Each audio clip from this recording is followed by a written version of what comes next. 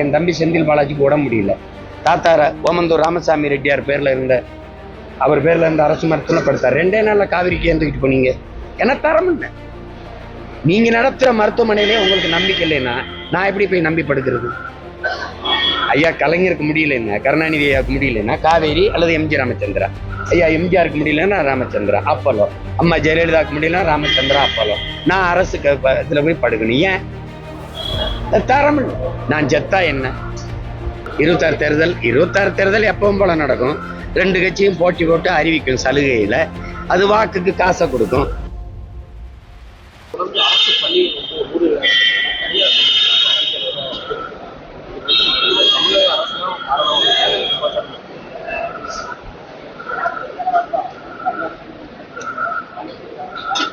இதுல என்ன வருந்தத்தக்கதா இருக்குன்னா, அன்னைக்கு பல்லாயிரக்கணக்கான பள்ளிக்கூடங்களை திறந்து நம்முடைய தாத்தா காமராஜர் படிக்க வச்சார். இப்போ பல்லாயிரக்கணக்கான மதுக்கடைகளை திறந்து நம்மளை குடிக்க வச்சு தனியார் முதலாளிகள் லாபமற்ற ஒரு தொழிலாக கல்வி மாறிட்டதுனால அரசு பள்ளி கல்லூரிகளின் தரம் உயர்ந்துச்சுன்னா தனியார் முதலாளிகளின் லாபம் குறைஞ்சிடும். உங்களுக்கு விளங்கு நினைக்கிறேன். இப்போ தனியார் முதலாளிகாரனா அதிகபட்சமாக 2 கட்சியில் ஆட்சியில் இருந்த அமைச்சர் பெருமக்கள், பாராளுமன்ற உறுப்பினர்கள், அவர்களுக்கு தான் அதிகமாக தனியார் கல்லூரி மருத்துவமனைகள் எல்லாம் இருக்குது, மருத்துவக் கல்லூரி எல்லாம் இருக்குது, பள்ளிகளும் இருக்குது. இப்போ அதனால இந்த அரசு பள்ளி கல்லூரிகளின் தரம் உயர்த்தப்படுவதில்லை. தனியார் முதலாளி லாபத்துக்கு அரசு போக்குவரத்து தரம் உயர்த்தப்படுவதில்லை.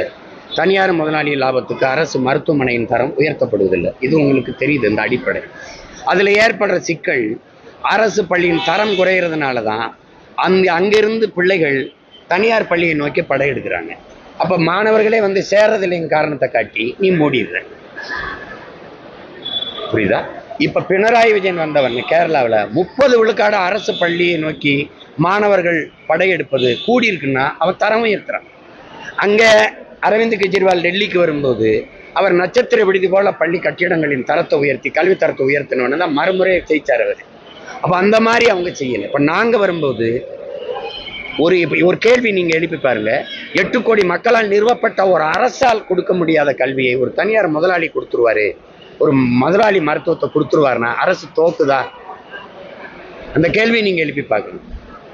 அப்படித்தானே? ஒரு அரசுங்கும் போது அதுக்கு ஒரு தரம் இருக்கணும்ல. ஏன் அரசு போக்குவரத்தை விட தனியார் போக்குவரத்து, ஏன் அரசு பேருந்தை விட எல்லாம் அப்படிங்கும் போது அது என்ன அரசு தோல்வியுற்ற அரசா? அப்போ அதுதான் இங்க இருக்கிற வழியா இருக்குது.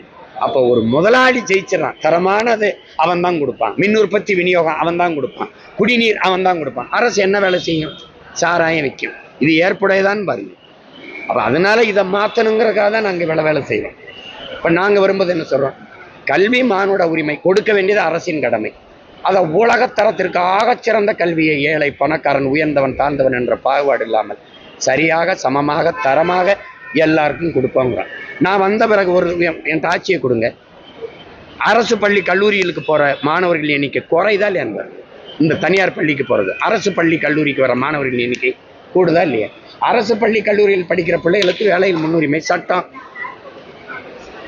அமைச்சர் பெருமக்களோ, பாராளுமன்ற உறுப்பினரோ, சட்டமன்ற உறுப்பினரோ, மாமன்ற உறுப்பினரோ, அரசு அதிகாரிகளோ எல்லார் பிள்ளையும் அரசு பள்ளி கல்லூரியில் தான் படிக்கணும். சட்டம் தானா தனவு இருந்துட்டு போகுது. அரசு பள்ளியில் வேலை பார்க்கிற ஆசிரியர் பெருமக்கள், கல்லூரியில் வேலை பார்க்கிற பேராசிரியர் பெருமக்கள் பிள்ளைகள் அந்த கல்லூரி பள்ளியில் படிக்கிறாங்களா? இல்லை. என்ன தரம் இல்லை. அரசை நடத்துகிற அதிகாரிகள். இப்ப என் தம்பி செந்தில் பாலாஜிக்கு உடம்பு முடியல. தாத்தார ஓமந்தூர் ராமசாமி ரெட்டியார் பேர்ல இருந்த அவர் பேர்ல இருந்த அரசு மருத்துவமனை படுத்தார். 2 நாள்ல காவிரிக்கு ஏந்துக்கிட்டு போனீங்க. என்ன தரம் இல்லை. நீங்க நடத்துற மருத்துவமனையிலே உங்களுக்கு நம்பிக்கை இல்லைன்னா நான் எப்படி போய் நம்பி படுக்கிறது? ஐயா கலைஞருக்கு முடியலன்னா, கருணாநிதி ஐயாவுக்கு முடியலன்னா காவேரி அல்லது எம்ஜி ராமச்சந்திரா. ஐயா எம்ஜிஆருக்கு முடியலன்னா ராமச்சந்திரா அப்பலோ. அம்மா ஜெயலலிதாவுக்கு முடியலன்னா ராமச்சந்திரா அப்பலோ. நான் அரசுக்கு இதுல போய் படுக்கணும். ஏன் தரம்? நான் ஜெத்தா என்ன? புரியுதா உங்களுக்கு? அதனால அந்த நிலையை மாற்றணுங்கிறோம். அதுதான் மாறுதல்ங்கிறோம். 26 தேர்தல் எப்பவும் போல நடக்கும். 2 கட்சியும் போட்டி போட்டு அறிவிக்கும் சலுகையில. அது வாக்குக்கு காசை கொடுக்கும். என்கிட்ட என்ன இருக்குன்னு நினைக்கிறீங்க முன்னெடுக்கிறதுக்கு? நாங்கள் ஆட்சிக்கு வந்தால் இந்த நாடு எப்படி இருக்குன்னு சொல்லலாம்.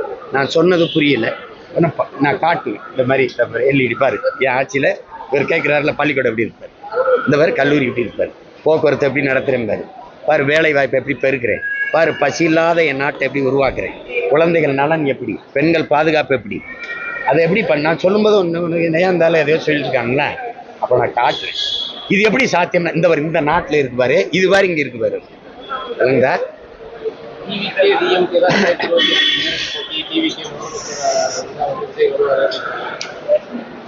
இப்போ நான் என்ன சொல்லணும்னு நினைக்கிறீங்க?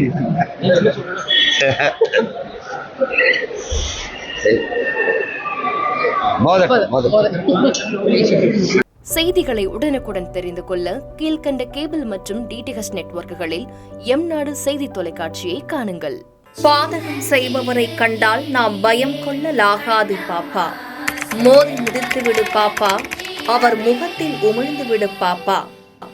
அண்மை செய்திகளை உடனுக்குடன் தெரிந்து கொள்ள இணைந்திருங்கள் எம் நாடு தொலைக்காட்சியுடன்.